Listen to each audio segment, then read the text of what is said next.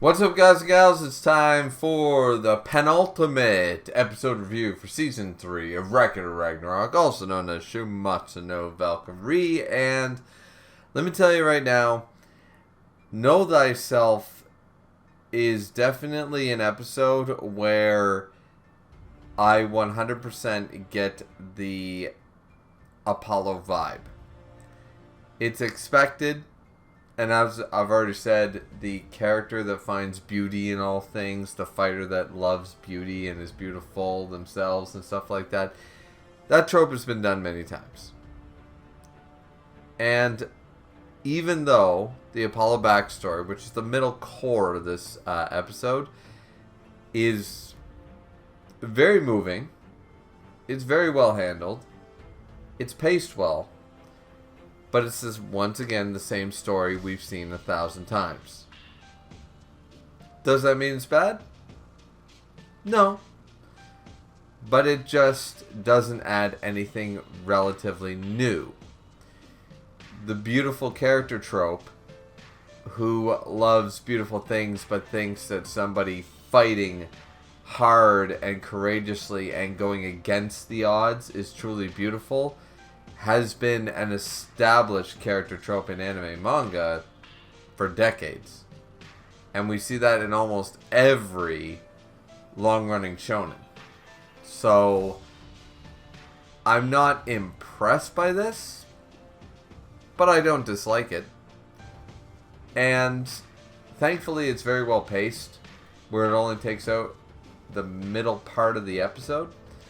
And unlike some other long backstories, this one gets us back more to the fight. Though I have two problems with this episode, I had two problems in the fight in the manga, is that Leonidas at the beginning of the episode, Apollo goes down, and he's hurting, and he struggles to get up, and then he falters again to even get up. Follow-up attack? Anyone? I'm just spitballing here. I'm just saying, maybe a little bit of a got him down. You know what I mean? It's sort of like when you elbow somebody here, you sort of throw your fist up here to hit them in the chin. Do you know what I mean? Like chest, face. You follow up the combo. You don't smash and jump back and go, I'm waiting for your recovery time. Do you know what I mean? Like, this isn't 1, 2, 3. It's not. There's no count. So at the beginning of the episode, it really bothers me because it's an episode. In the anime, it makes it seem longer. In the manga, it's much shorter, but still, it bothered me enough in the manga, and here in the anime, it bothers me even more because they have the whole, and Apollo is barely able to get up. Leonidas, jump in and slam him down again. Make him break his back. Like, destroy him right now. He did not do that. That kind of bothered me. And then after, we get the Apollo backstory, which is good. As I said, it's been done 1,000 times, but it still hits. Because every time it's done, it's usually 9 times out of 10 is still well written. The character who's lauded for their beauty, loves beautiful things and stuff like that, but at the core, it's not about being materialistic. It's not about being shallow about beautiful things. Beauty can be in one's personality, in one's drive, in one's dreams, in one's virtue. And that's what Apollo sees in Python and sees in so many people, sees in Leonidas himself. And it's a nice thing that Apollo is not that shallow. He's not one-dimensional as a result of that. But then we go forward, and he does the Artemis thing, and gets the arrows of the light arrows from Legend of Zelda, the fuck you arrows, pretty much. And Leonidas struggles quite a bit. And it's like, alright, I'm going to reinforce your shield. That's great, but he can't even block all the arrows. And he's like, so what? It's only arrows. It's like, no, these are death arrows. you're stubborn, you're cool, you're awesome, and the Spartans are still saying, he's the best, he's awesome, but it's like, he's got to do something. He's gotten one actual hit, one actual direct hit on this guy the entire match. Meanwhile, all your man has done is take 50 beatings. So it's like, yeah, no. And then, final part of the episode. Another arrow's coming. Apollo's like, we're going to end this. He's like, and Leonidas waits for it and says, I'm not done, and blocks with his Volan shield, sending the arrow back towards Apollo. Stab, boom, blood everywhere. And down goes Apollo. And all I can say is, like I said at the beginning of the episode, change back into that goddamn giant boulder of a mace chain thingy and jump forward and slam his ass into the ground. Slam him right down to Helheim if you have to.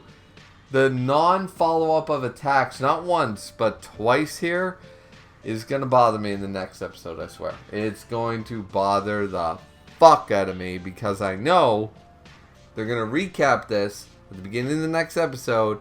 They're going to spend a nice minute and a half just Leonidas watching and Apollo down on the ground and no follow-up. And it's going to bother me.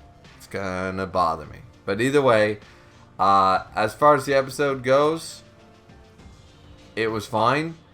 Animation was fine. The musical score hit. The pacing was really good. And I have nothing really else to add. As I said, this round is one of my least favorite. And even though I've got no hate for Apollo as a character, nor Leonidas, I, like so many others, am sort of disappointed with Leonidas, not as a character. Some people are disappointed with him as a character, but by combative appearance and his performance are very, they're 1 out of 10s. They're not great, and so that's very disappointing. And Apollo, being just the beautiful trope character, doesn't add a whole lot as far as I'm concerned. Also, you matched up Greece versus Greece or Roman versus Roman again sort of idea, and it just leads a little bit of that. No, the whole idea of Record of Ragnarok is like sort of to outsource it. It's like, oh, we're gonna have a Hindu god versus an Englishman. You know what I mean? Like, that's the whole point, is to mix and match them.